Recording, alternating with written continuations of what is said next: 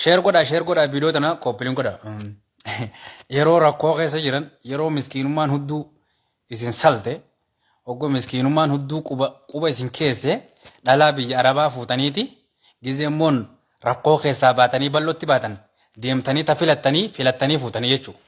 Okay, akka nama bir gurraachi harmallichi dhiiraa kuni hoolayyii harargee gize nuti jennu dhiira harargee biratti dhalaan faayidaa takkan qabdu.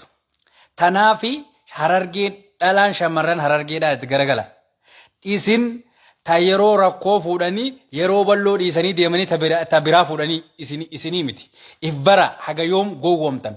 Amma biiftuu tana gaafa inni Yamanii oloo deemu akka inni firoon kun jiru dayyuusni kun harmallichi kuni uummata qabrii bee fakkaataa jechuudha. Nama qabrii cabsee bahee fakkaataa jechuudha. Barboo obboleetti qabda, barboo haadha qabda, barboo intala qabda bara. Ati haadha ilma bara ati abbaa duburaati.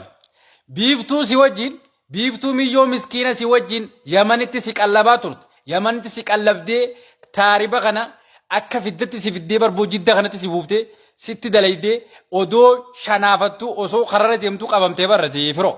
Higa dayyuusa amaarticha mataa gulula akka nama bar dalagatee fuudhee miskiina ati ammallee rabbi miskiinummaa wallahi miskiinummaa keessa rabbi sin baasina laaltaa mitate yuutuubii teetana rabbi yuutuubii kana si harkaa dhabamsiisota.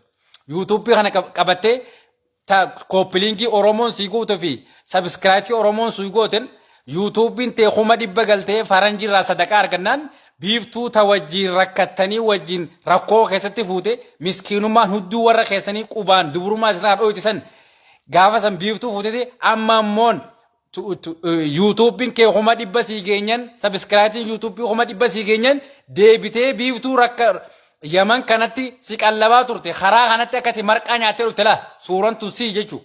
Bada dayyuusa fokkota mee firoo ati mataa ifirraa ciri bar ati kamiskiinummaan mataa bar akka saphitti bar silaa namni saphiidhaa tatamti akka saphitti si duuba garagalchite bar kiyyaa dayyuusa.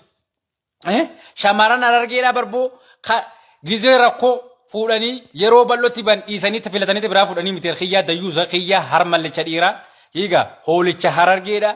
Higa gurraach yaa bada ama taziyaa taa'u michi saaja higa eeloo gama jala higa shanyii mililki bara ati ogaa nama qabrii cabsee ba fakkaata bar siidaa mililki kan Finfinnee keessa jiruufi ati tokkuma bar daandaya bada xuraaya bada gurraach harmallicha aboo usuna laaltaa torbaan kana yoonis